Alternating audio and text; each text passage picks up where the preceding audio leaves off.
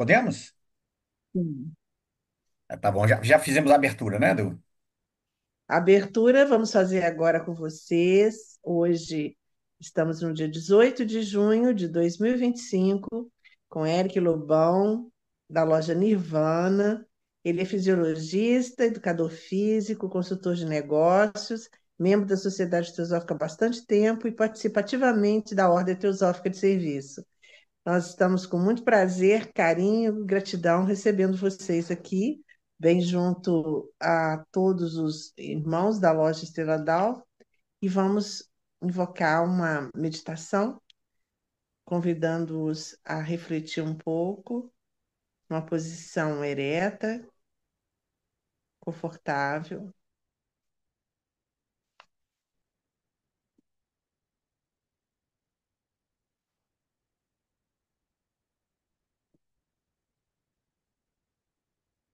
Possam aqueles que são a corporificação do amor imortal abençoar com seu auxílio e orientação esta sociedade fundada para ser um canal para o seu serviço. Possam eles inspirá-la com a sua sabedoria, fortalecê-la com o seu poder e vitalizá-la com a sua atividade.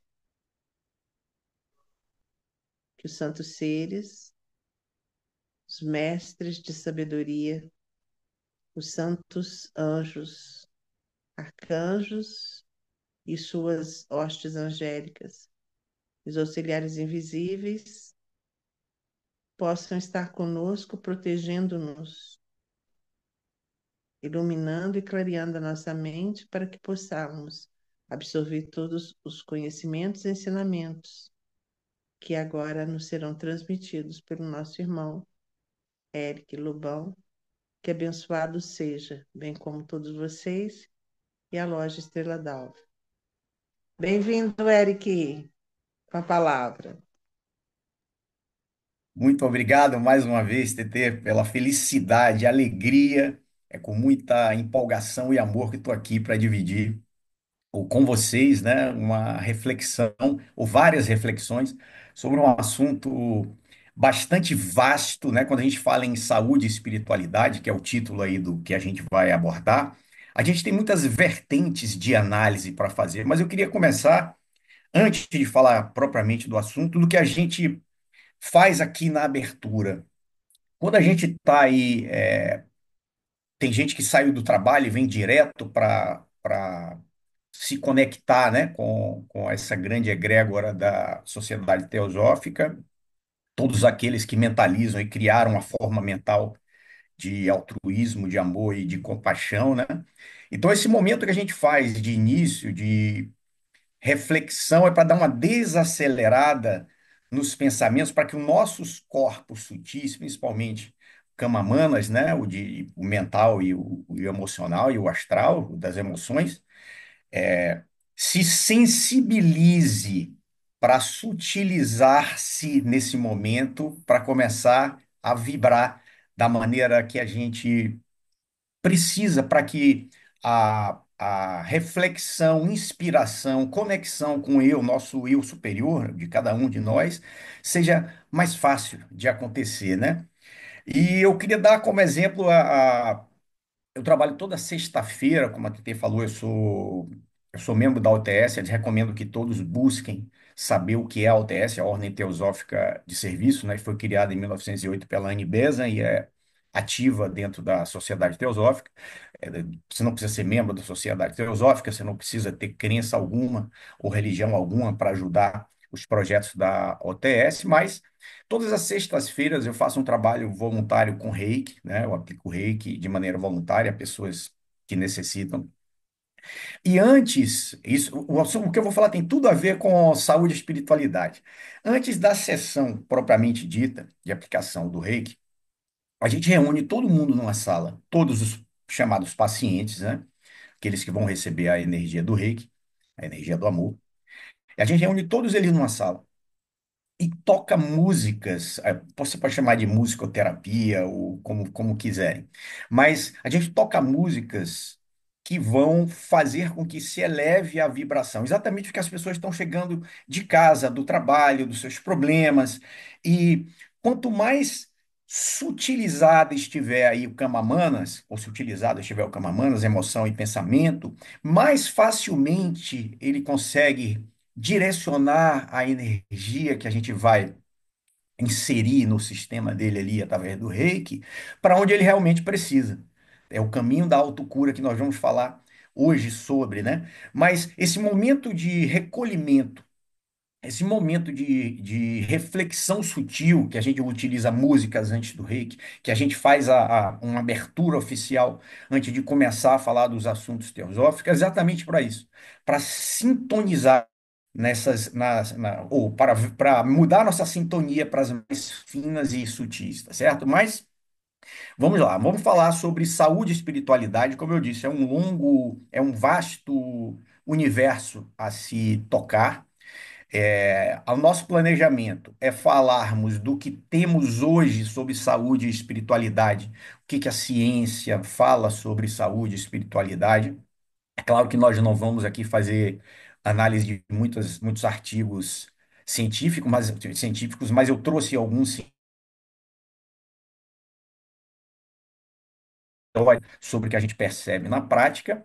E o planejamento para hoje, se não encerrar hoje, a gente continua, começar a falar do corpo físico, tá certo? Então a gente primeiro vai fazer a abordagem do que é saúde e com a visão da ciência, quais são as associações atuais que a gente consegue fazer de saúde e espiritualidade à luz da ciência.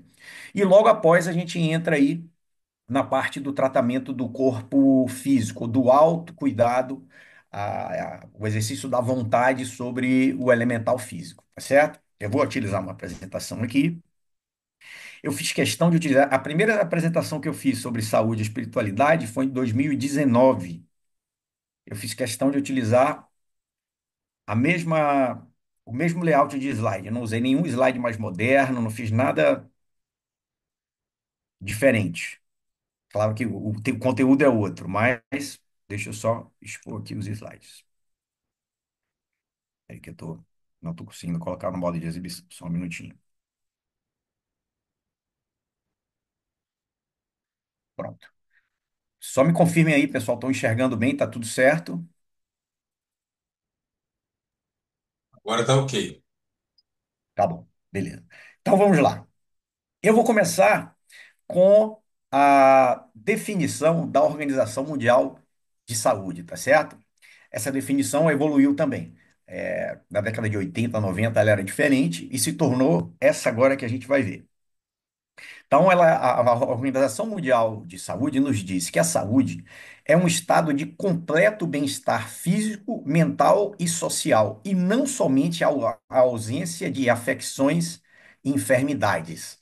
Ou seja, você pode há algum tempo atrás, dizia-se que saúde era o oposto da doença. E hoje a abrangência do que se considera saúde é muito maior. Por que que eu estou tocando nesse assunto aí? É porque a tendência é que se amplie cada vez mais esse conceito, tendo em vista que somos seres complexos, nós somos uma alma que tem que habita um corpo, um espírito que tem uma alma que habita um corpo. Nós não somos um corpo. Então, nós não podemos isolar os sinais e sintomas do corpo e dizer que apenas o corpo saudável significa que você está saudável, né? Então, na verdade, esse conceito tende a se ampliar cada vez mais. Quando a gente fala na aceitação da medicina tradicional, acadêmica, em termos de espiritualidade, que é o que acontece atualmente, nós vamos discutir sobre isso, é uma evolução muito grande. Quando a gente, talvez seja uma evolução já, que nós presenciamos, a medicina admitir as doenças psicossomáticas, os desequilíbrios emocionais trazerem consequências físicas, isso já é uma evolução. Então, dentro no meu próprio conceito de saúde, a tendência é lógica que a gente amplie cada vez mais, tendo em vista que temos outros veículos, né, outros corpos, Então, a tendência é que se amplie cada vez mais esse conceito. Nós já estamos acompanhando isso daí, tá certo? Mas eu quero conceituar de outras maneiras também para a gente aqui, tá? Esse conceito aí, aquele estado, tem alguém entrando na sala aí.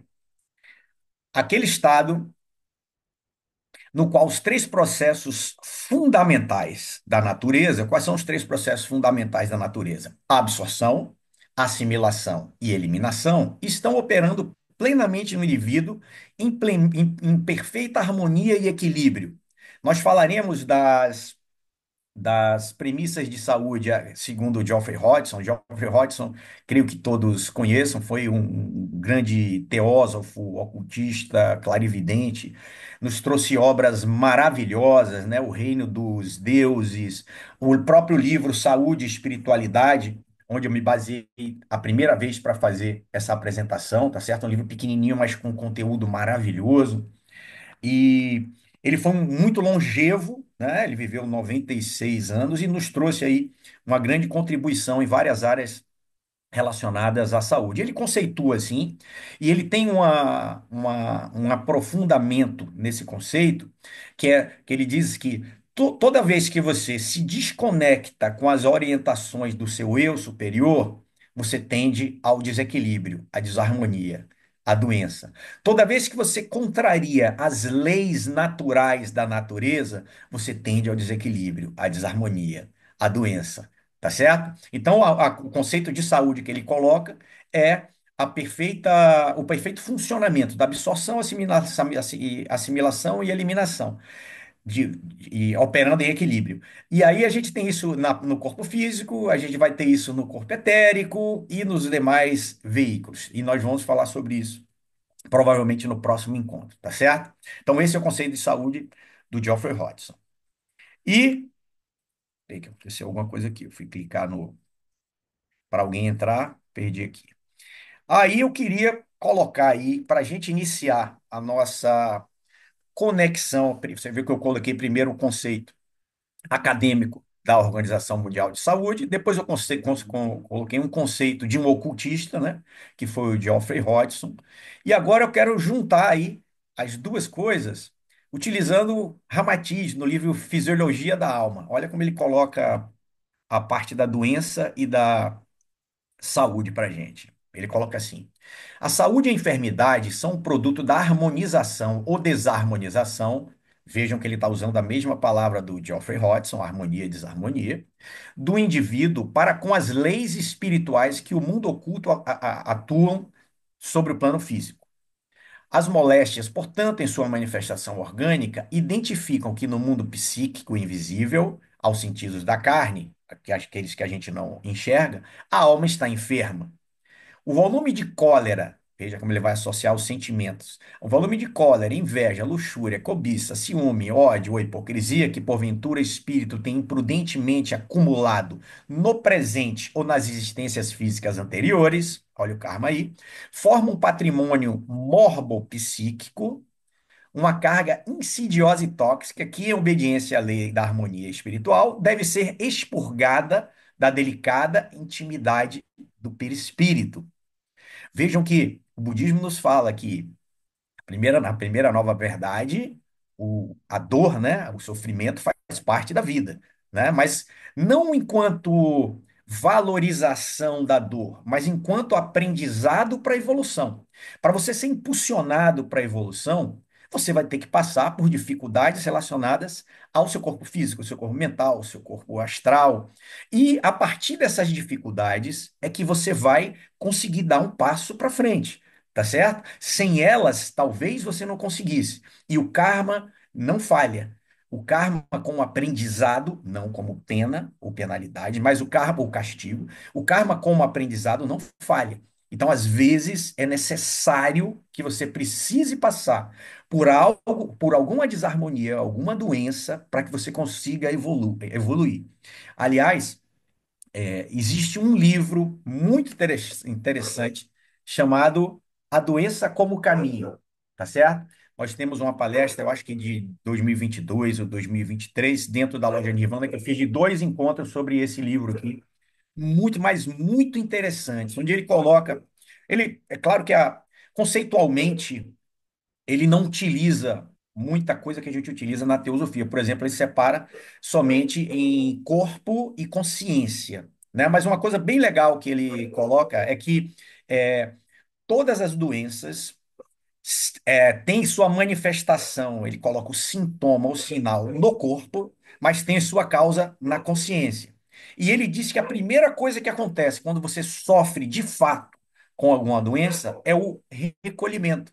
Você é obrigado a se recolher, a olhar dentro de si, para a partir daí dar o próximo passo.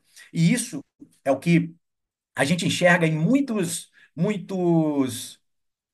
curadores integrais, que realmente tratam o homem e não a doença, tá? Tratam o doente e não a doença. Nós falaremos de alguns ainda hoje, mas vamos lá. Esse processo de o espírito drenar o seu psiquismo doentio através da carne humana, ou seja, vem do sutil para se manifestar qualquer desequilíbrio que tenha nos corpos sutis, né? A gente pode lembrar do estudo dos chakras, das energias, etc. Vai ser manifestado aí no corpo físico. A medicina estuda e classifica sob grave terminologia técnica, preocupando-se mais com as doenças em lugar de se preocupar mais com os doentes. A causa da moléstia, na realidade, além de dinâmica, é oculta aos olhos ou aos sentidos físicos. O enfermo sente o estado mórbido em si, mas o médico não vê nem pode apalpá-lo como se fora uma coisa objetiva. Quando ocorre a sua materialização física, que é o último ponto, né? É no corpo físico, enfermando a carne, alterando seus tecidos, deformando órgãos ou perturbando os sistemas vitais, é porque o morbo psíquico atingiu seu final. Veio desde os corpos mais sutis e chegou no final, que é no corpo físico. Depois de quase sempre de longa caminhada oculta pelo organismo do doente, para atingir a periferia da matéria e nessa acomodar ou acumular. Eu falei no início sobre o reiki, quando ele, digamos não, nesse fluxo de manifestação para o físico, e que tenha vindo aí lá de Camamanas, mas antes de se manifestar no corpo físico, a gente tem um físico etérico, né? Então, as camadas mais sutis do corpo físico, que são invisíveis, são etéricas, é onde circula a nossa energia prânica através dos nadis, né?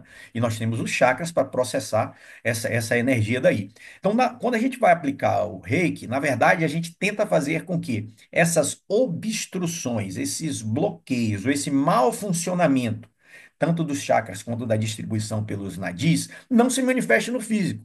Mas a causa continua lá.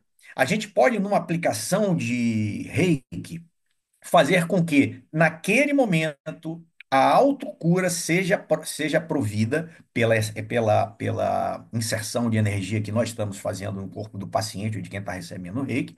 Mas, se a causa continuar, digamos que a causa seja um sentimento persistente de raiva, ou ansiedade, ou ódio, se a causa continuar, mais uma vez. Se ele não tomar mais uma sessão de reiki, por exemplo, vai acabar se manifestando no físico. Então, temos que tratar o doente, a causa, e não a doença. Mas vamos lá. Nesse ponto, deixa eu só mudar aqui minha barrinha para conseguir enxergar. Nesse ponto, a gente tem dois tópicos para conversar sobre o karma que eu não vou me aprofundar. Mas só como a gente falou do karma na manifestação das desarmonias, a gente precisa levar em conta que nós temos aí um karma anterior, que inclusive é bem maior do que a gente tem aqui agora, né? Para ser suprido nessa vida, a gente separa a Annie Besant fala lindamente sobre o karma nesse livro aqui, Sabedoria Antiga, que eu tenho a versão muito antiga dela, né? Mas nós temos aí o Santita Karma, né, que é o karma acumulado, é o karma do passado, tudo que nós fizemos nas vidas passadas, que nós não lembramos. Nós temos aqui o Prarabdha Karma, que é esse que a gente está vivendo agora, é esse que a ciência astrológica consegue prever, o que eu vim previsto para essa vida agora. E nós temos o karma que nós estamos criando já no futuro, que é o Kriyamana Karma, né? Então, quando a gente vem para essa vida, Os senhores do karma, né, os Lipikas e os Devarajas, que estão na linha dévica de evolução, eles vão trazer para a nossa vida o corpo perfeito para a execução desse karma previsto nessa vida, desse prarabdha karma, tá certo? Então, onde eu vou nascer, em que família eu vou nascer, por que condições eu vou passar ao longo da minha vida, quem são os pais que vão dar o corpo que eu preciso para viver o que eu tenho que viver nessa vida. Tudo isso é previsto. Então, as doenças pelas quais eu terei que passar ou os aprimoramentos pelos quais eu devo passar para que eu consiga aprender algo que eu deixei de aprender em vidas anteriores. Então, na formação dos veículos, eu já tenho a atuação do karma para que eu possa cumprir tudo que eu preciso. E lembrando que o karma é um conceito enorme, profundo, complexo da gente falar, porque o karma vai ter vários níveis, né? Eu tenho o karma individual, eu vou ter o karma da minha família, eu vou ter o karma dos meus amigos, eu vou ter o karma da minha cidade, do meu bairro, da minha cidade, do meu país, do meu planeta, da minha galáxia. Então, o karma é algo talvez incompreensível talvez não, certamente, incompreensível sem a percepção direta dele em algum nível de evolução, né? Mas a gente já vem preparado para os aprendizados que são necessários nessa vida, desde a formação dos nossos veículos, não é só do corpo físico, não. Todos eles, todos os veículos, tá certo? A lembrar, nós temos aí a nossa alma imortal, né, Atma Buddhi Manas, e nós temos aqui a nossa personalidade mortal reencarnante, né, que é o Manas inferior, o mental inferior, o astral, o físico, o etérico e o físico, tá certo? Então nós temos quatro veículos que reencarnam. Esses aí são preparados a partir do corpo causal, que é o mental superior, a causa, causal, né, que vai gerar tudo que a gente precisa. Aí quando a gente começa a nossa vida, voltando aí ao Geoffrey Hodgson e o próprio o Ramatiz aqui, que fala em contrariar as leis naturais, quando a gente aprende a se conhecer, a gente começa a aprender, mesmo que seja com a dor e sofrimento, a respeitar as leis da natureza. E quando a gente trabalha em função, além de em função ajudando, em função não contrariando as leis da natureza, as leis da evolução, a gente, a partir do autoconhecimento, a gente começa a estudar o que a gente está fazendo aqui, se encontrar para falar sobre temas que vão enobrecer os nossos sentimentos, vão sutilizar os nossos pensamentos, a gente começa a perceber que, pô, eu não posso fazer isso, não posso matar animais para comer, eu não posso. E aí você começa a ter consciência do que é ajudar as leis naturais. E fazendo isso, você trabalha em favor da sutilização dos seus veículos e aprendizados. Talvez algo que você precisasse, por que você precisasse passar de aprendizado, você não tenha que sofrer, ou sofra menos, né? A Nibesa coloca exemplo de você navegar, né? Não importa de onde vem o vento, se você souber navegar, você vai conseguir manusear ali as velas e ir até contra o vento, se for necessário, né? Mas, enfim, é só essa consideração que eu queria fazer sobre o karma. Nós chegamos com os veículos prontos para viver o que a gente tem que viver, de harmonia e desarmonia, de dor e aprendizado. E aí eu queria colocar uma frase mais para começar a falar sobre espiritualidade, de quem, olha só, apesar de se ter se distanciado da espiritualidade por um tempo e muito longo, né, que eu estou falando da medicina, né, que segmentou o homem, começou a estudar as partes e tratar as partes e não o todo, a ciência da medicina parece estar voltando a enxergar que não se pode dissociar e se juntar. A gente precisa olhar o homem como um todo para que a saúde dele seja plena, né? O próprio conceito da Organização Mundial de Saúde já nos diz isso. Hoje a gente tem medicina integrativa. E eu vou botar outros exemplos para vocês que vão evidenciar a convergência entre a medicina e a espiritualidade que a gente deve presenciar no futuro aí. Mas, enfim, Hipócrates, que é considerado aí o pai da medicina, ele tem uma frase que resume tudo isso que estamos dizendo aqui agora, sobre os corpos sutis, sobre o autoconhecimento e sobre a saúde ser proveniente de autoconhecimento e autocura. Ele coloca assim: tuas forças naturais, as que estão dentro de ti, serão as que curarão as tuas doenças. Vejam, parece uma frase simples, mas talvez vá no âmago da espiritualidade. Porque aí está dizendo exatamente o que todos os ocultistas, quando falam em saúde, a gente tem o Taimini no Autocultura, à luz do ocultismo, que ele vai falar que a gente precisa para a nossa evolução em todos os aspectos, controlar o turbilhão de sentimentos. Ele coloca turbilhão de sentimentos, né? E o Geoffrey Hodgson coloca o que eu já mostrei para vocês, que a gente precisa que a harmonia entre a assimilação, a absorção e eliminação e trabalhar pró as leis da natureza é que vai trazer a nossa saúde. Mas Hipócrates disse isso também, dessa mesma, é só interpretar essa frase que a gente tem a mesma coisa. Vem de nós, dentro de nós terá a cura. Inclusive, disse que, além de usar a alimentação, que é o que ele fazia muito, ele fazia com que as pessoas tivessem um momento de recolhimento. Olha o que eu disse sobre a doença, o livro A Doença como Caminho. A doença te obriga a se recolher, né? Mas ele promovia isso. Você vai se recolher, você, paciente, vai lá. Começa a pensar, o que que você pode estar fazendo que pode estar gerando essa doença que você tem? E mais, que é o próximo passo. Você está disposto a mudar o que você está fazendo? Porque aí a cura, para ser realmente definitiva, esse- ampliando muito esse conceito de definitiva, talvez nem a gente consiga entender isso, mas para ela acontecer, é necessário que você mude, porque tem gente que sabe o que causa a sua própria doença, a sua própria desarmonia e não muda. Então, primeiro, você tem que ter a vontade e a disposição de mudar, né? Mas ele dizia isso. Ele viveu aí no século V a.C. e ele nasceu na ilha de Kos, na Grécia. É considerado o pai da medicina. Aqueles graduandos em medicina fazem o juramento para ele, né? Mas eu queria colocar ele como a interseção entre a saúde e a espiritualidade, sendo ele o pai da medicina. Olha só que bacana. Vamos lá, considerado, né, o pai da medicina. E agora vamos para o conceito de espiritualidade.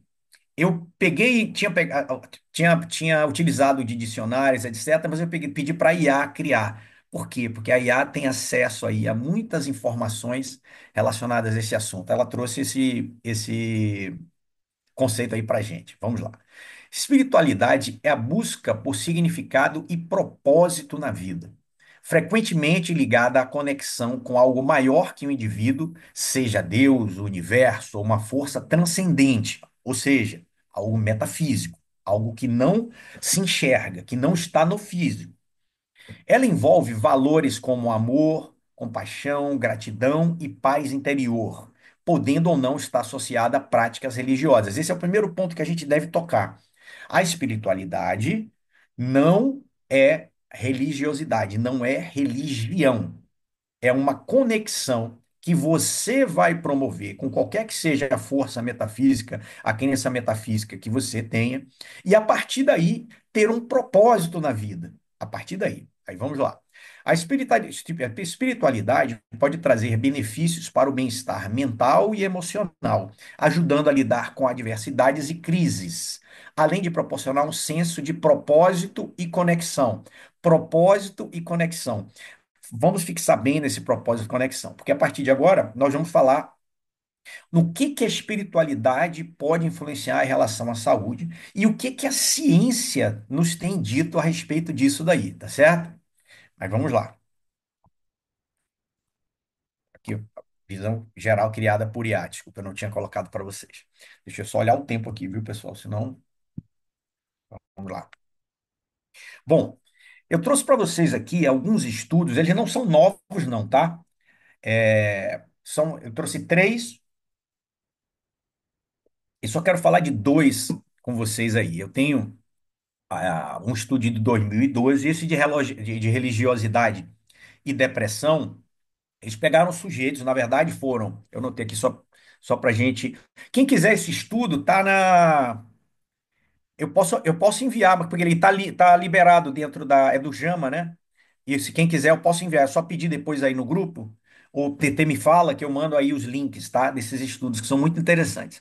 Esse que eu estou citando aqui, esse daqui, ó, Radiology, tá vendo? A 10-Year Perspective Study. Eles pegaram 114 sujeitos com tendência à depressão familiar, tá certo? E acompanharam por 10 anos. E aí, qual foi a conclusão a que eles chegaram no final desse estudo? Que aqueles que tinham alguma crença religiosa e até prática religiosa, a maior parte era católico ou protestante, desenvolveu, apesar de ter tendência para depressão, desenvolveu muito menos depressão. Quem tinha crença religiosa, ou seja, uma espiritualidade, uma religiosidade, aí sim, convergendo, né, ou se somando, desculpa, se somando, convergindo, se somando. Quem tinha desenvolveu menos depressão. Em que proporção? 1 para 10. Então, quem tem alguma espiritualidade ou religiosidade tem 10% de chance a menos de desenvolver depressão. Que o estudo, nós vamos falar sobre os mecanismos disso daí num outro slide que eu somei os mecanismos de vários estudos, tá certo? Mas, a princípio, o resultado do estudo foi esse daí.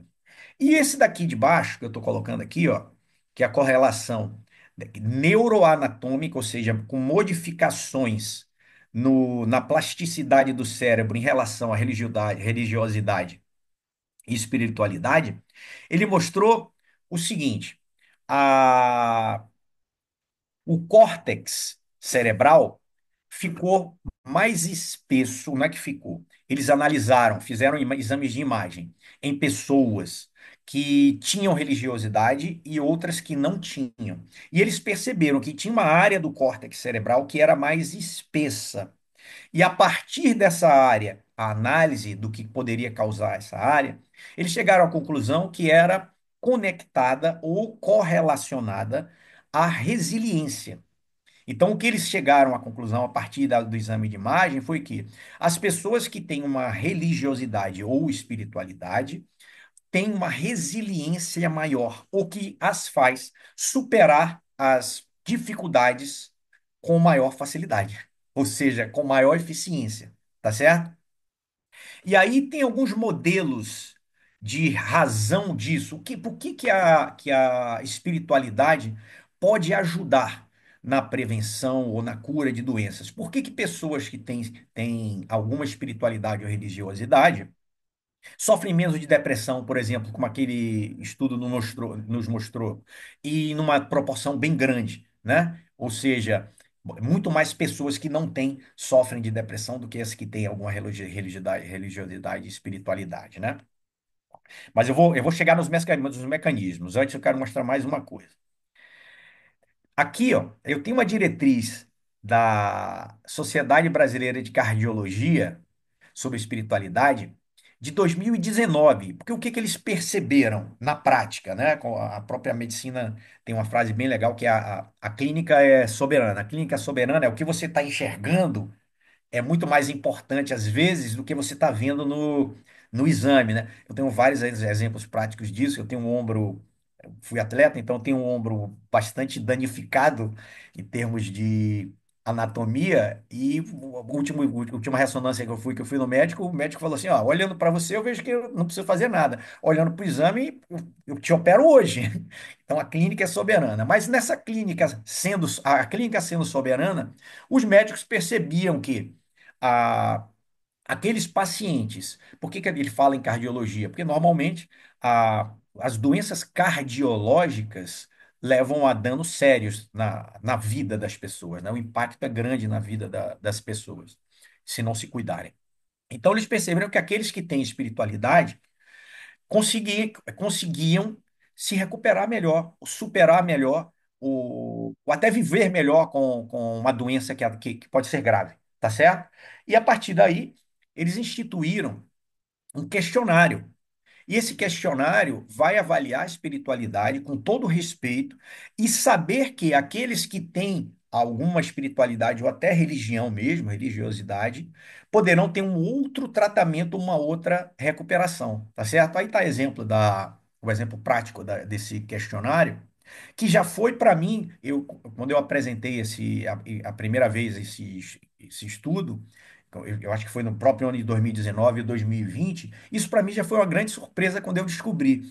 E TT, aí falando diretamente para você, vejam, ontem eu mandei uma mensagem para você dizendo que quando a gente precisa se recolher para estudar ou pesquisar sobre um assunto, a gente acaba aprendendo ou se conectando muito mais do que a gente imaginava com o que a gente vai apresentar.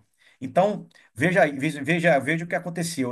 Quando eu fui fazer essa primeira apresentação, que tinha um outro teor, tinha a análise do livro do Geoffrey Hodgson exclusivamente, eu descobri isso e inseri na apresentação.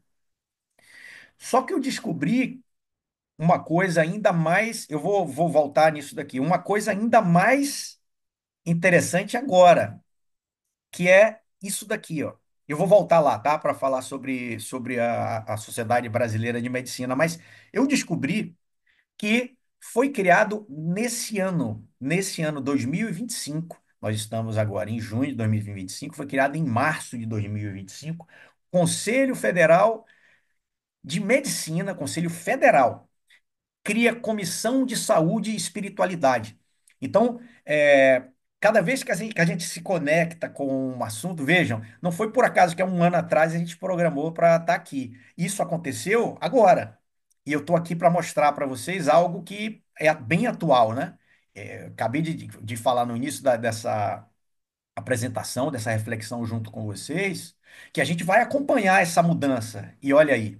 Mas eu quero voltar lá sobre a Sociedade Brasileira de Cardiologia de 2019.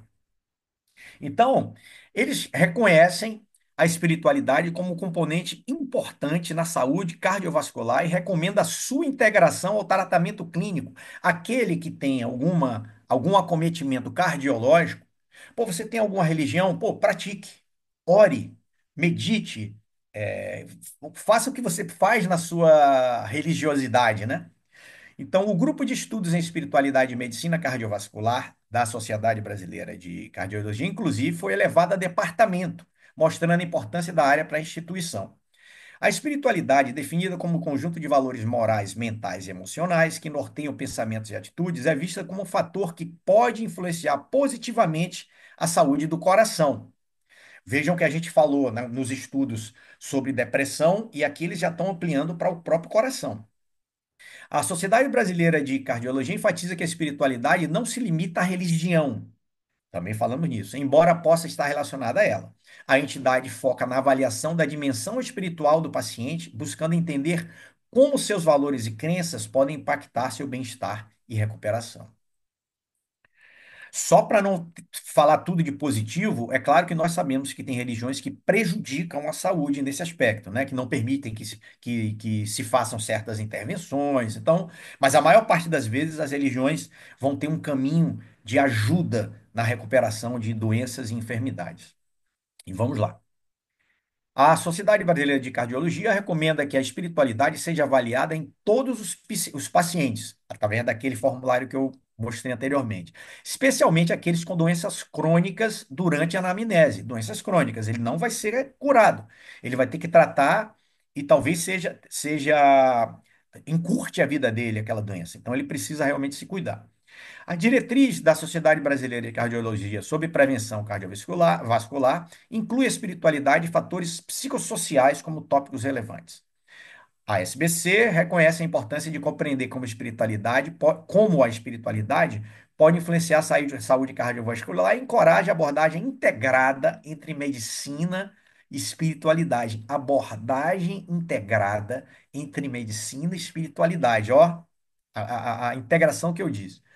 E quais são os benefícios dessa abordagem? A espiritualidade pode ser uma aliada no tratamento clínico, ajudando na adesão ao tratamento e busca pela cura. Nós vamos ver que tem muitos outros mecanismos que podem ser associados a isso.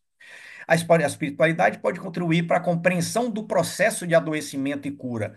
Compreensão. não só a compreensão, como aquela resiliência da aceitação, beneficiando tanto pacientes quanto profissionais de saúde. Olha que legal. E aí, eu vou chegar onde eu encontrei para fazer essa apresentação, que é bem atual, é uma notícia de março de 2025, que foi criado o Conselho Federal, criado pelo Conselho Federal de Medicina, a Comissão de Saúde e Espiritualidade. É só vou ler essas headlines, mas eu também mando esse link para vocês, tá? Um dos objetos de estudo da comissão será a oração. Há pesquisas de médicos que já observaram que durante a prece há liberação de neurotransmissores do bem-estar no cérebro. Tem estudos bastante antigos sobre meditação e sobre oração na produção de endorfina, serotonina, que são hormônios que trazem a tranquilidade, a felicidade, a satisfação. Então, se você passa por momentos como esse, mesmo com a vida conturbada, com todas as atribulações, com todas as notícias que a gente ouve. Aliás, um parêntese grande aqui, é, eu vi um estudo correlacionando cada minuto de notícia ruim com algumas horas de pensamentos ruins, tá certo? Cada minuto. Então é só para a gente ter um impacto, ter um cuidado sobre esse impacto em nossa vida, de ficar o dia todo conectado com esse tipo de notícia. Eu não sei como o hospital faz isso, muitas vezes você chega no hospital e está no jornal, né? Então tá colocando ali no seu pré-tratamento, já tá, os seus corpos sutis estão sendo preparados negativamente para não absorver o que você precisa, já que a autocura é a cura real, né? Mas enfim. E aí, ó, eles colocam, já tinham muitos estudos sobre oração e sobre meditação nessa produção desses hormônios que geram satisfação, que geram prazer, que geram harmonia, né, interna. E aí, olha como é legal, fé na cura, né? E aí, na esquerda tem a parte ali, ó, prece e liberação de neurotransmissores do bem-estar no cérebro. Quem quiser, pode ler o texto na íntegra na publicação. Mas parece bem claro e bem evidente que nesses momentos de prece, de oração, de meditação, até de alguns transes, os hormônios do bem são produzidos. Isso impacta positivamente de várias maneiras nas pessoas. Nós vamos falar no nosso próximo encontro sobre meditação e especificamente sobre o que a gente consegue com ela, com a própria meditação, no corpo físico, né? No corpo, nos corpos integralmente. Nós não podemos dissociar, mas é claro que as reações no físico são evidentes, né? E aí, ó, vamos lá. Quais são os possíveis mecanismos dessa espiritualidade? Eu falei da criação dessa comissão da medicina, do Conselho Federal de Medicina, eu falei da Sociedade Brasileira de Cardiologia, desde 2019, já adotar na sua anamnese uma abordagem sobre a religiosidade e espiritualidade dos seus pacientes, né? Mas quais os possíveis mecanismos que fazem com que aqueles que têm uma espiritualidade, uma religiosidade, superem melhor as doenças, se curem efetivamente melhor? Vamos lá. Milhares de estudos são conduzidos na atualidade, investigando as relações entre espiritualidade, religiosidade e saúde. Milhares mesmo, de verdade. De modo geral, religiosidade e espiritualidade estão relacionados com melhores níveis de qualidade de vida, satisfação, felicidade, com menores níveis de depressão, suicídio e uso de drogas. Por quê? O próximo tópico já vai dizer para gente. Primeiro ponto: estilo de vida. Hábitos saudáveis de valorização do corpo, templo de Deus. Evitar o uso de drogas e álcool e comportamentos promíscuos que podem colocar as pessoas em maior risco.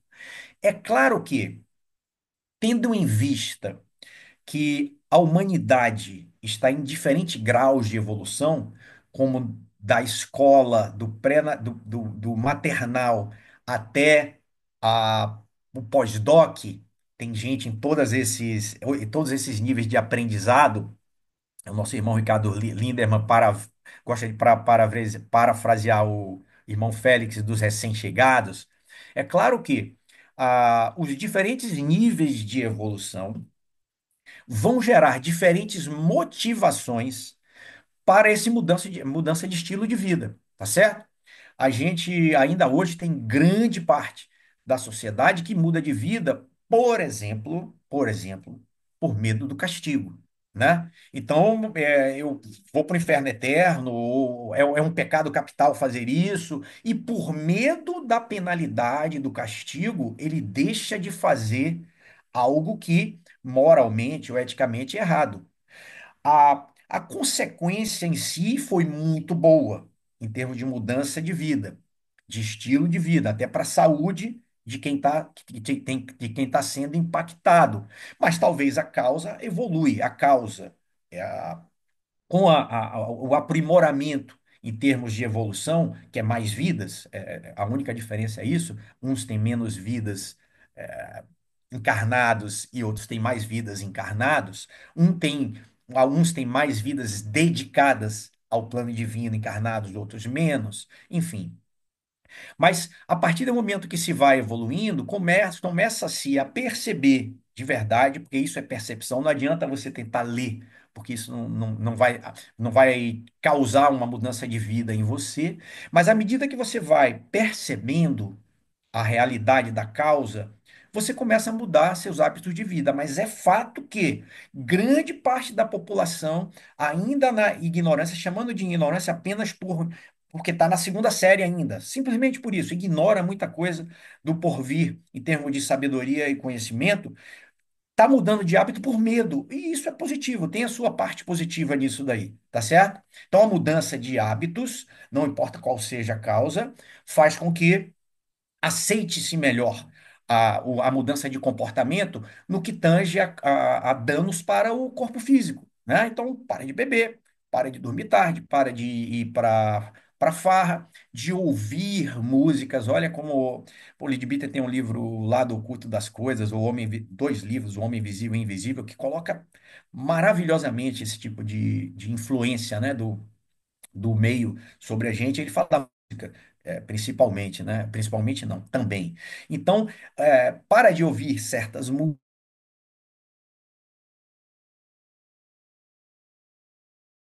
elementais, que nos compõem, os elementais somos nós. Nós é que temos que domá-los e eles nos domam em todos os aspectos, né? O elemental físico, o elemental astral, o elemental mental, nos dominam. E nós é que temos que dominá-lo a partir da vontade, né? Mas a mudança de comportamento acontece, mesmo por medo, acontece. E isso é positivo com a religiosidade, tá certo? Menor possibilidade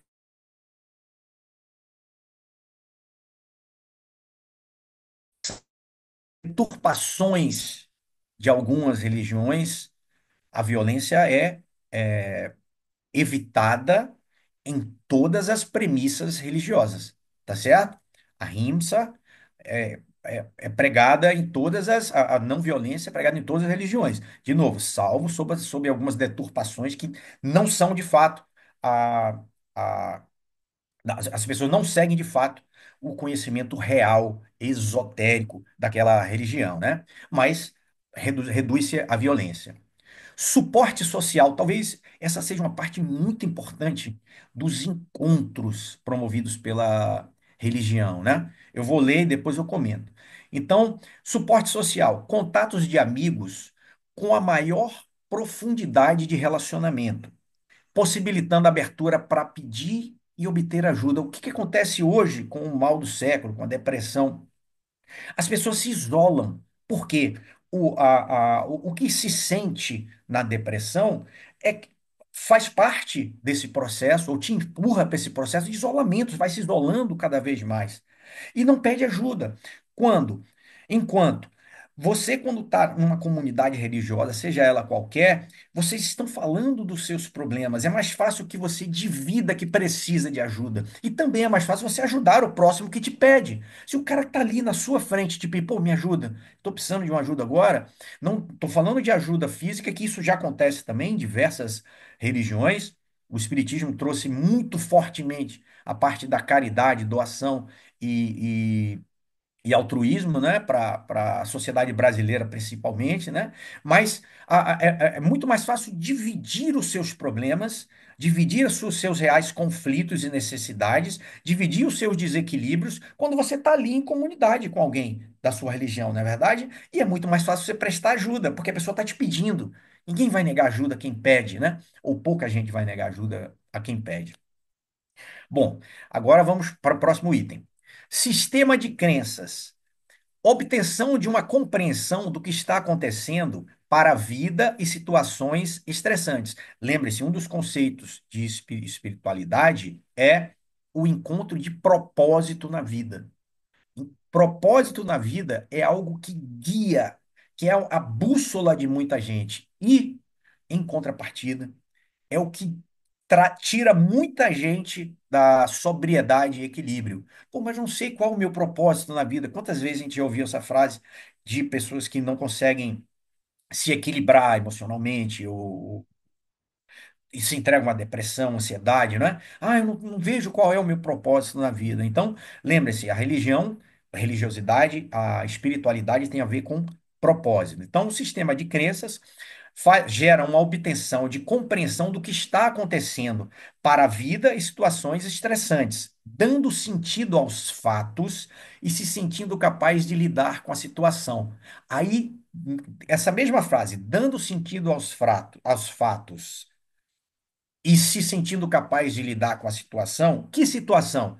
Doença, desarmonia, estresse, briga, tudo que acontece na vida, as religiões, das suas maneiras, com as suas premissas, com as suas filosofias, para quem conhece as exotéricas e para quem conhece as esotéricas, as veladas ou as expostas, vão achar explicação.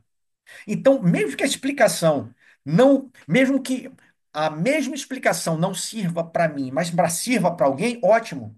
Ela entendeu, ela acha que aquilo é a realidade dela, ela está vivendo aquilo por aquela razão. Mesmo que não seja que eu acredito. Eu acredito em karma. O outro não acredita em karma. Um outro pode acreditar que é céu e inferno. E ele vai, não quer ir para o inferno, ele vai para o céu e aquilo é desígnio de Deus. Ótimo, mas ele está aceitando. O grande problema, desculpa, o grande problema de quem lida com uma doença, principalmente doenças graves ou morte de alguém, mas como o assunto aqui é doença, eu vou continuar nele. O grande problema de quem lida com a doença é não ter nenhuma explicação para aquilo. Sem ter propósito na vida, por que isso está acontecendo comigo? E aí se entrega cada vez mais à depressão, a se afundar nessa reflexão nociva de o que está acontecendo com isso, eu não mereço isso, né? Enfim. Quando você tem um propósito, uma explicação, mesmo que as explicações sejam diferentes para cada pessoa, você assimila melhor. Lembram que a gente falou dos estudos do córtex cerebral da área de resiliência? Tá aí. Você tem mais resiliência, porque você intelectualmente você acha que compreende daquela maneira ou compreende daquela maneira, aquilo é a sua verdade, mesmo que não seja a minha, mas é a sua verdade, e a partir da aceitação daquela verdade religiosa, você, tá bom, é isso, eu tô com essa doença, mas é desígnio de Deus. Entenderam isso? Então, a partir dessa aceitação e compreensão do propósito, a pessoa lida melhor com essa doença, tá certo?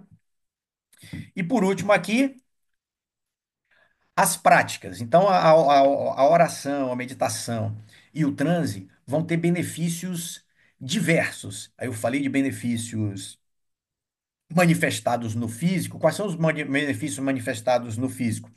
A produção de hormônios que trazem a satisfação e bem-estar, tá certo? Mas é claro que no nosso próximo encontro nós falaremos de alguns benefícios ou muitos benefícios que não têm a ver com o nosso corpo físico, os benefícios que têm a ver com os corpos sutis.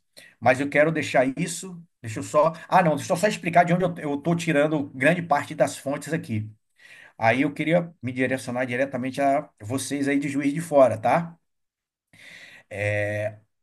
Há muito tempo de verdade, já existe a NUPES, que é Núcleo de Pesquisa em Espiritualidade e Saúde, na Universidade Federal de Juiz de Fora.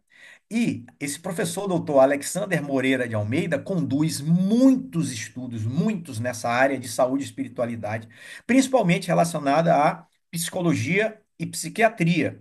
Eu já paguei para participar de um desses encontros, que foi em São Paulo, mas eu vi virtualmente.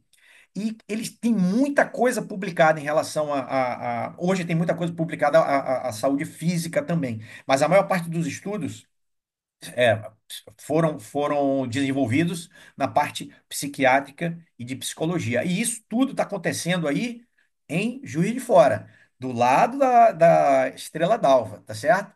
Que não deve ser por acaso, na Universidade Federal de Juiz de Fora, tá certo? Então, eu programei isso aqui para hoje. Eu quero deixar um tempo para a gente conversar um pouco, mas eu programei isso aqui para hoje. E aí, no próximo encontro, a gente finaliza. Pode ser? Já agradecendo Ótimo. demais pelo nosso encontro. O Eric, é Diga-me. interessante o que você falou, eu prestei com muita atenção. Você sabe, eu sou psicóloga e eu sinto uma tremenda dificuldade de lidar com a psicologia convencional. Quando eu digo psicologia convencional, é psicanálise, que eu entendo que é uma linha capitalista, materialista. Existe uma contradição para mim, dentro da minha expertise, dentro do propósito da minha vida. Eu fui assistir a uma conferência em Belo Horizonte, certa feita, de uma pessoa que não era brasileira. E ela falava fluentemente o português e foi um sucesso. Quando ela terminou, eu falei, é isso que eu quero para mim. Eu já busquei muito, busquei uma especialização. Aliás, eu fiz algumas especializações que não me atendiam, e então eu saí do Brasil e fui fazer o meu mestrado com ela. Qual que é a tônica da doutora Teresa Robles? Ela diz assim: todas as feridas se cicatrizam quando nós as deixamos cicatrizar. Com o quê? Com a força do pensamento, com pensamento positivo, com oração e com comando positivo mental. E aí engloba meditação, músicas adequadas, um ambiente propício. E eu não encontrei esse aspecto da psicologia no país, eu precisei sair. E aí eu defendi o meu mestrado em estresse. E o estresse engloba tudo isso, a dor, estresse pós-traumático. é, e é uma coisa impressionante porque eu vivi isso. Inclusive, provei cientificamente, pela minha tese de mestrado, o quanto estes comandos positivos eles fazem diferença na recuperação. Quando a gente se habitua a eles, você nem adoece. Então, a doença realmente é um desequilíbrio psicoafetivo emocional que se materializa e é uma coisa assim impressionante. Nosso país e o mundo está vivendo um conflito muito grande. Está acontecendo muita coisa. A TT aquariana aqui, que absorve tudo, tem sentido esses impactos. Sou muito sensível e aí eu tenho percebido em mim o quanto eu preciso ir lá para o meu consultório, lá para o meu espaço, para poder refletir, meditar e ficar em paz e tranquila, para que estes efeitos de tudo que está acontecendo no mundo não me atinjam. Mesmo porque, como eu estudei a área, eu tenho conhecimento científico também da coisa, além, aliado à espiritualidade. Eu te digo que hoje eu resolvi ficar reclusa de notícias, embora tenha recebido, mas tentando não absorvê-las. E eu estou bem melhor em decorrência das músicas que eu ouvi hoje o dia inteiro, para tentar me resguardar e me proteger. Daí, isso tudo que você colocou faz tremendo sentido, porque se você tende a ter uma espiritualidade, certamente, na mesma proporção, você será saudável. Não tem como separar, porque o indivíduo é holístico, ele não é separado da mente. E todas as manifestações começam na mente. Inclusive, eu te digo assim, especialmente o câncer.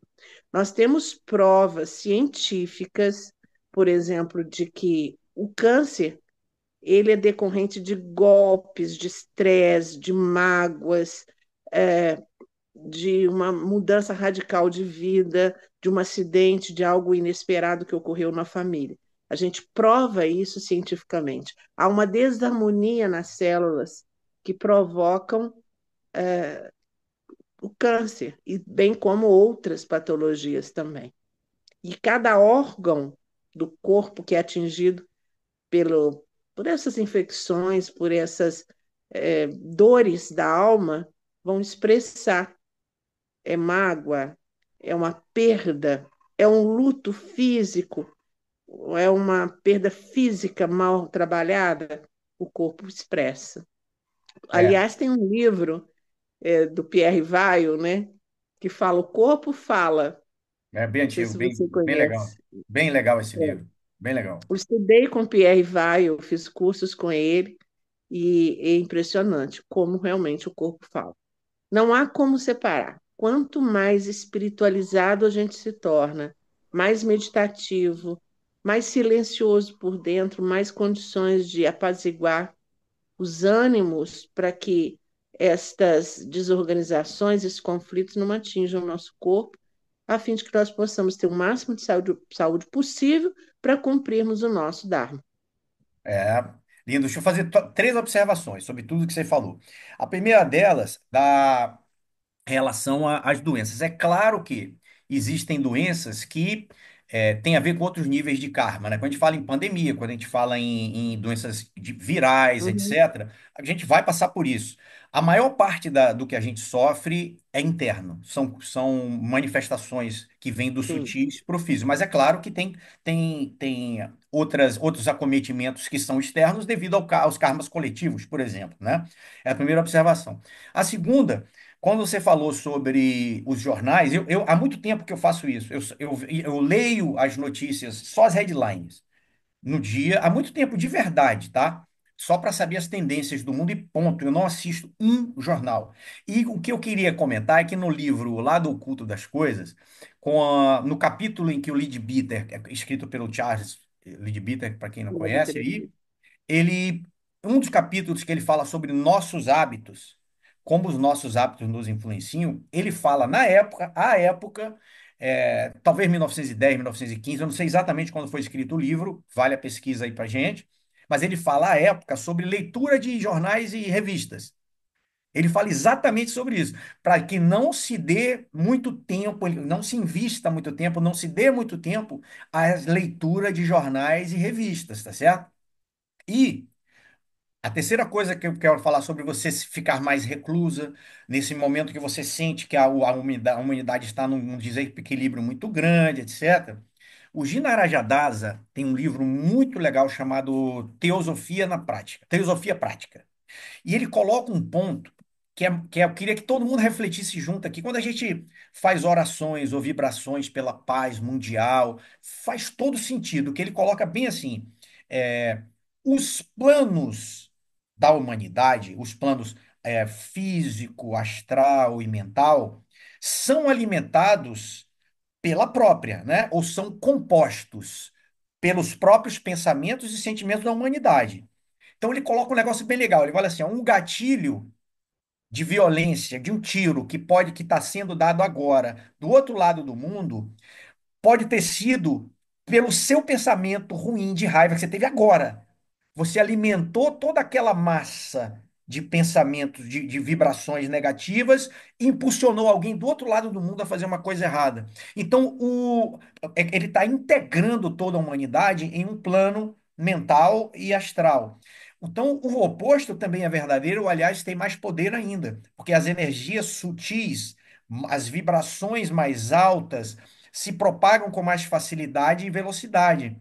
Então, quando a gente se mobiliza para não pensar em coisas negativas e, pelo contrário, pensar em coisas positivas para toda a humanidade, altruísmo, amor, compaixão, a gente alimenta um equilíbrio que é necessário, porque aqui embaixo já tem muita gente alimentando raiva, concordam?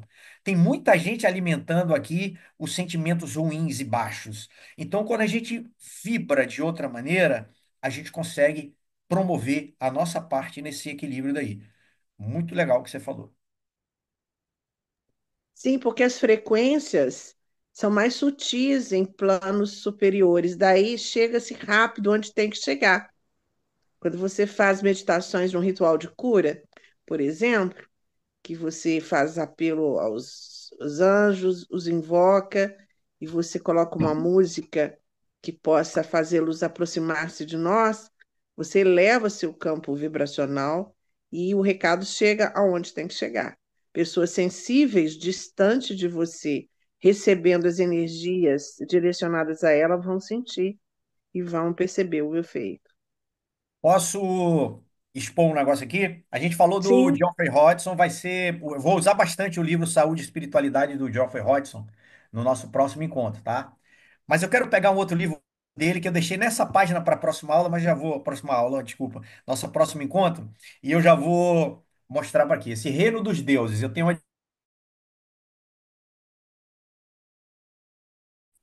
três anjos curadores. Eu quero mostrar essa imagem para vocês, tá? Esse é o primeiro anjo curador que ele coloca aqui, tá certo? Uhum, Passando a página, ele tem mais dois que eu vou expor para vocês aqui, porque eu quero que realmente que a gente pense em cura da humanidade. Peraí, essa parte aqui de trás está difícil de expor, né? Acho que eu vou botar na próxima apresentação. uhum. Estão vendo aí? Geoffrey Hodgson, tá? O Eric, eu tive a grata satisfação de ser, é, eu diria até aluna, porque o Adir Miguel era um professor do Vadir Miguel João, que inclusive fundou lojas no Rio de Janeiro, e por ele ter vivido na casa do Geoffrey Hodgson, na Nova Zelândia, durante um tempo na vida dele, ele foi iniciado pelo Geoffrey Hodgson, Olha né, no potencial de cura através dos anjos. E ele, então, nos transmitia muito a respeito disso. Você imagina o privilégio. Ele viveu com o Geoffrey Hodgson. Imagina, imagine o que ele, porque, na verdade, você está dentro da aura de alguém que tem uma Uhum. vibração do bem, né? De altas vibrações. Você está dentro da áurea dele. A influência dele sobre você também. Isso daí já tem um impacto enorme, né? De plenitude, de bondade, coisa legal de Sim. viver. E ele sentiu o dever de transmitir. E ele introduziu até o ritual de cura na nossa loja e nos incentivou por causa da influência do Geoffrey Hodgson, a influência dos anjos. Então, foi uma É. experiência de fato magnífica que eu tive, um privilégio, uma oportunidade fantástica, extraordinária. Sem palavras. Olha, que ano foi isso, Tê? É, ele fundou uma loja comigo na cidade de Cataguases, em Minas Gerais. Em 1987, eu o encontrei, fundamos a loja em 1988. E ele me levava na minha casa os livros do Geoffrey Holmes antes do meu contato com a Sociedade Teosófica. E me Olha, falava do Geoffrey Hodgson e eu não sabia, não tinha noção de quem era, e muito menos quem era o Vadir Miguel João. Ele tem umas histórias assim incríveis, fantásticas, e eu tenho assim muita alegria de ter estado em contato com ele durante 20 anos. olha que Uma lindo. pessoa maravilhosa. E o pessoal da sala aí, cara, tem alguma coisa para comentar, acrescentar, discutir, Luiz Henrique, discordar? Eu você achei gostaria de fazer bem. alguma? Eita, vamos lá, Samuel. Não, eu achei muito interessante Tá essa sem tua áudio. palestra. Não, eu tô ouvindo. Tô ouvindo bem, Tetê. Oi? Tá me ouvindo? Tô te ouvindo. Pode falar. Tá. Sem áudio. Não, mas ele tá me ouvindo, TT. Tô te ouvindo. Tá, agora eu estou te ouvindo. Tá. Não, eu achei muito interessante aquilo que você falou. Sobre a autocura, porque se a gente for pensar realmente, o que a medicina tradicional pode fazer de fato é cirurgia, porque no resto ela só ajuda o ser humano a se curar, né? E eu acho que muitas vezes as pessoas acabam tomando o remédio de forma precoce, não dando ainda o tempo do organismo começar a sua própria cura, e daí acabam digamos assim, é, dizendo que o remédio curou aquela doença dela, quando na verdade só o que ela precisava é dar o tempo necessário, com a calma e ter aquele recolhimento, como você falou também, para gerar reflexão e voltar a gerar o equilíbrio, né? O Hahnemann fala na homeopatia exatamente isso. Você estimula a cura do próprio corpo, você estimulando a cura do próprio corpo, através de substâncias que ele utilizava, né, naturais, você faz com que ele fique com a imunidade ainda maior. Porque você promove a autocura a partir das próprias substâncias que te causam mal, ele faz isso, e não a alopatia trabalha de maneira diferente, né? A homeopatia é assim. E aí você promove o aumento da imunidade contra exatamente aquilo que está afetando com frequência você. Entendeu? A Sim, homeopatia é baseada nisso aí. sim. O Mas é reiki, olha que autocura, tudo é maravilha o autocura. reiki. O reiki é um espetáculo. É, é. Então, eu tava com dificuldade porque eu tava acordando várias vezes durante a noite. E aí eu comecei a tomar umas homeopatia aqui, né? E é incrível, assim, em uma semana eu comecei a dormir a noite inteira sem acordar. Olha que Pode maravilha. passar para mim a receita. Estou agradecendo. Pode printar, fazer uma foto que eu estou agradecendo. Mas para você vai ser diferente, TT. Para você, a homeopatia é um para cada. Eu sei, É.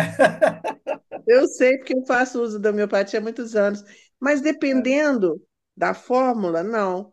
Se entrar passiflora, camomila, É, triptofano, aí já é, ajuda, com verdade. certeza. Ô, Eric, você conhece o toque terapêutico da Dora Kuntz? Conheço, conheço. Eu fiz um estudo já na loja sobre. Eu tenho alguns livros aqui. Eu queria me formar em toque terapêutico, mas foi tão caro, TT, que eu desisti. Deixa eu ver se eu encontro aqui. Pera aí, viu? Pera aí, rapidinho.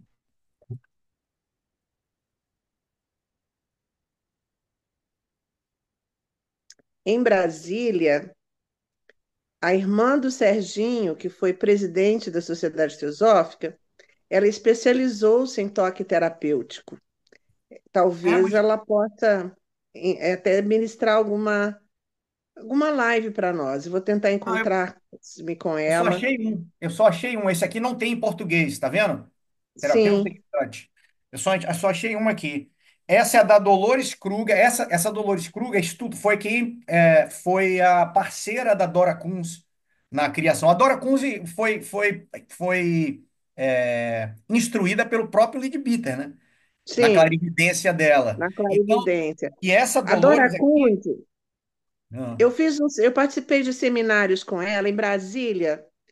Ela conseguia identificar quem é Eric, quem é TT pela aura. eu Só acredito. isso. Não foi assim que o Leadbeater encontrou O Krishnamurti. Krishnamurti, mas Foi. como é que diz? Tem um livro dela, da Dora Kunz, esse livro que eu estou procurando aqui para te mostrar, com uma psiquiatra americana, o livro é basicamente isso. A psiquiatra trazia paciente e a Dora Kunz, pelo que ela estava vendo, ela dizia, ó, tem um desequilíbrio ali, ali, ali, e isso pode ser esquizofrenia. E a outra, a psiquiatra fazia descrição do que era o mundo invisível da esquizofrenia, por exemplo. O livro é muito interessante. Eu não estou achando aqui, deve estar lá dentro. Mas foi a Dora Kunz com uma psiquiatra, tá certo? E sobre o toque terapêutico, a responsável no Brasil é uma enfermeira, Ana Cláudia. E eu entrei em contato, comprei o livro dela em português, esse que eu não estou achando também aqui. E eu entrei em contato com ela. Falei, olha, quando você tiver um curso, eu não sou enfermeiro, mas eu queria fazer. Pô, mas o curso foi muito caro. Ela veio fazer o curso aqui no Rio, eu falei, pô, eu não tive coragem de pagar.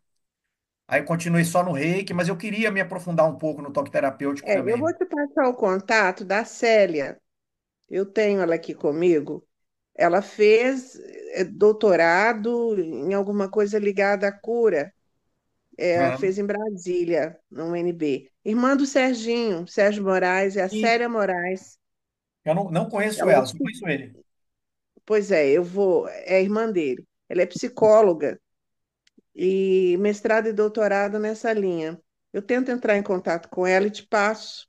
Tá Quem bom, sabe você possa agradeço. estudar com ela, ou ela possa te dar alguma indicação, porque não é só a Ana Cláudia, não. Tem outras pessoas que trabalham com toque terapêutico.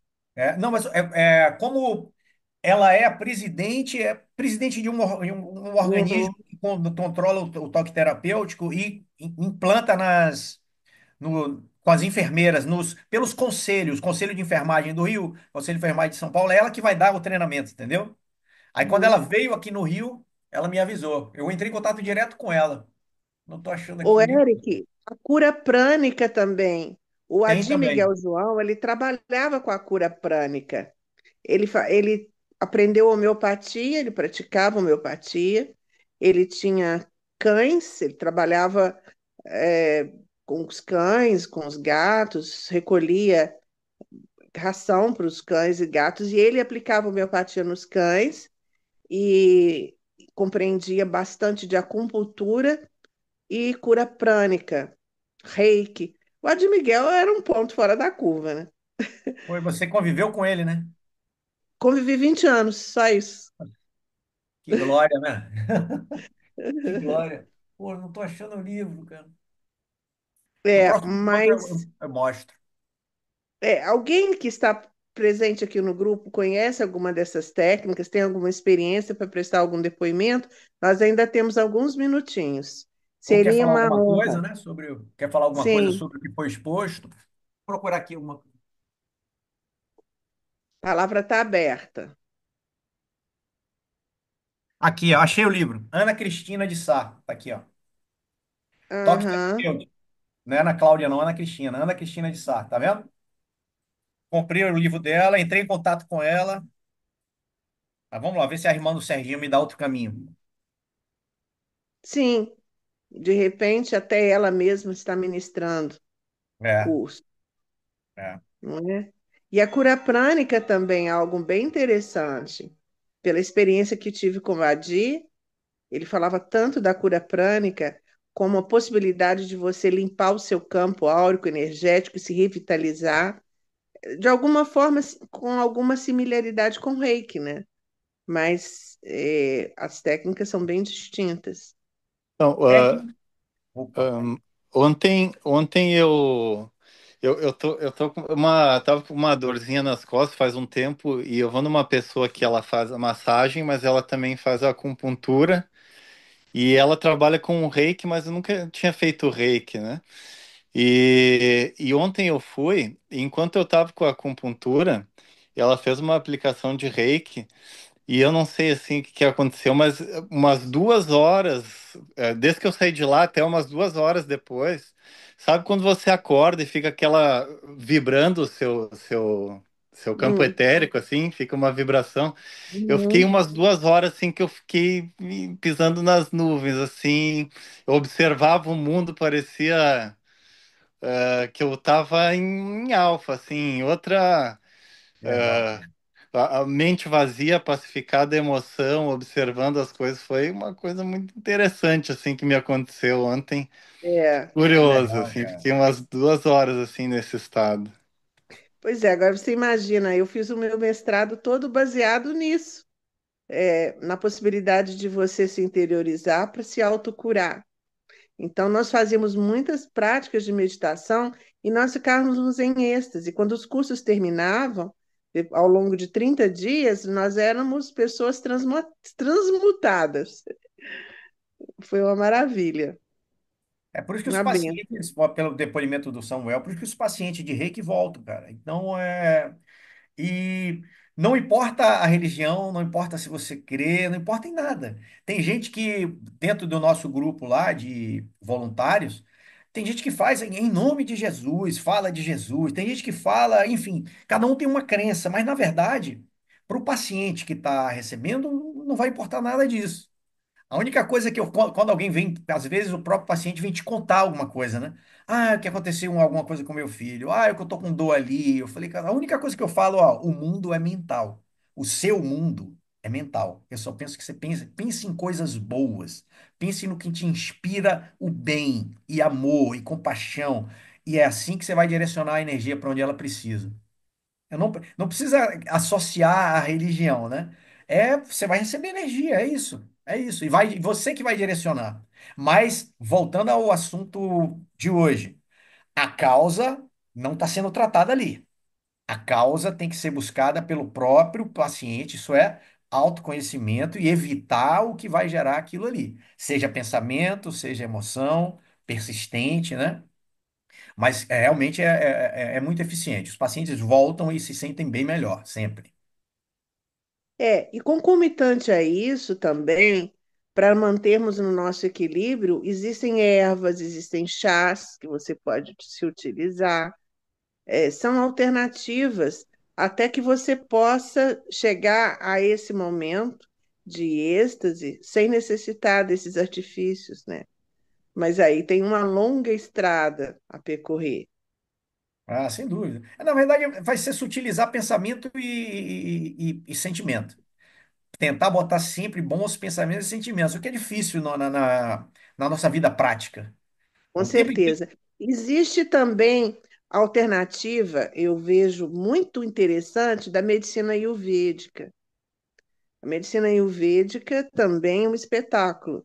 Então você veja, gente, e ela é antiquíssima, né? Sem dúvida. Sem dúvida, sem dúvida. Milenar. Ah, E- e a base na alimentação, né? Nas, Sim, mas nas gunas, né? Do é. alimento tamásico, rajásico ou sátivico, né? Que é do Uhum. equilíbrio.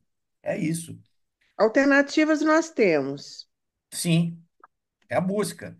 E no É a meio, busca. no meio, como diz o Timing, né, no Autocultura, no meio desse turbilhão de sentimentos, a gente precisa começar a controlar os nossos elementais, precisa começar a se regular. E a saúde vem daí. Quando a gente começa a exercer a vontade, isso vem com a experiência, com o autoconhecimento, com muitas vidas, na verdade, aí a Uhum. gente começa a exercer algum controle sobre os elementais e aí tem um equilíbrio sobre essas desarmonias e a saúde. Eric, eu tive, logo que eu voltei do mestrado, eu busquei me manter naquele equilíbrio de todas as formas, especialmente com reiki e com pedras. Usei muito cristal, tratamento com cristais. Cada cristal correspondente a um determinado chakra. Então, aqui em Juiz de Fora tinha um grupo de fora que vinha trabalhar com isso, estava começando. É também algo impressionante o trabalho da energia dos cristais. Eu não sei o que você conhece a respeito, mas os cristais também são muito poderosos.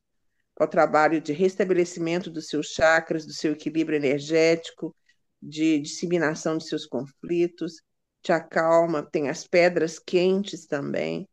São alguns artifícios que até enquanto a gente não consegue sozinha, a gente pode buscar que vai realmente nos ajudar, com Não, certeza. sem dúvida. Eu conheço muito pouco. Minha filha caçula, que gosta muito, ela tem os cristais. Às vezes eu vou em algum lugar, se eu for em algum lugar de cachoeira, ela manda alguns para eu banhar e deixar na cachoeira, no sol e trazer. Ela que gosta. Mas desde a Mãos de Luz da Bárbara Ann Brenner, eu sempre me interessei pela imposição de mãos. Que foi um livro da década de 90, 80, 90, talvez. Vou olhar aqui. Mas desde isso eu sempre me interessei pela técnica de imposição de mãos. Então o reiki veio muito forte na minha vida e eu gosto muito. O toque terapêutico eu tentei, mas ainda não consegui fazer a parte prática. É muito mais simples e rápido, inclusive, viu? O reiki exige muito mais tempo de aplicação do que o toque terapêutico. Mas a parte de cristais eu não conheço, não. Não conheço. Sei que tem um poder muito grande se bem feito, se bem energizado, se bem utilizado. Tudo, né? Tudo que a gente fala de É, práticas com alternativas tem que saber certeza, como se faz, né? O próprio com reiki tem várias certeza. vertentes aí não tão sérias, digamos assim. Uhum. Olha que troca maravilhosa, né, Eric? Ah, sem dúvida, sem dúvida. Deixa eu só pegar o livro que eu falei aqui para eu me lembrar qual foi o ano. Se alguém quiser dar algum depoimento, porque eu creio que algumas pessoas que É, estejam aqui participando, Mãos de Luz, esse livro eu conheço, é bonito, lindo, esse livro é da minha tem mãe, umas olha só. passagens maravilhosas. É, É, início da década de 90, início da década de 90. esse livro, ele está traduzido em alguns idiomas e eu o conheci em outros idiomas antes de conhecer ele em português. Ah, foi escrito em 87 e foi É, traduzido em 94 aqui no Brasil. uhum, É, não, um livro lindo, isso aqui é uma inspiração. é isso, gente. Se É vocês isso. quiserem se pronunciar, a gente tem 2 minutinhos. Caso não, a gente vai fechar e aguardar ansiosamente o nosso irmão aí para a próxima semana, com maiores novidades e um aprofundamento nesta área. Isso aí. Bom, se ninguém tem mais nada para colocar, a gente pode fazer o fechamento. Então, eu convido a todos para o recolhimento novamente.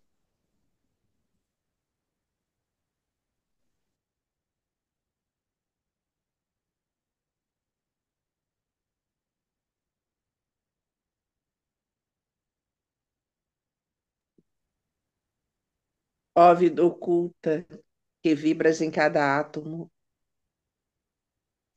ó luz oculta que brilhas em cada criatura,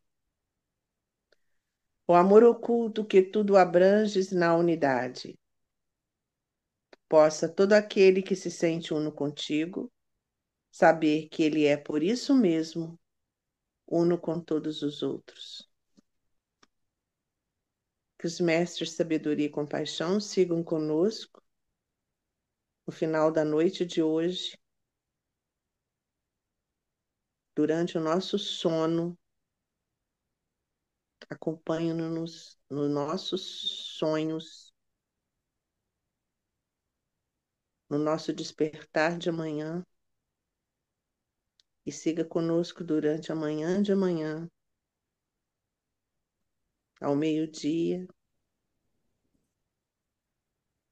à tarde de amanhã, ao entardecer, na noite de amanhã, que prossiga conosco novamente nesse ciclo do anoitecer, do sono, do sonho, do despertar, e que assim seja hoje e sempre. Bem-vindos, irmãos, com gratidão, e o nosso irmão Eric.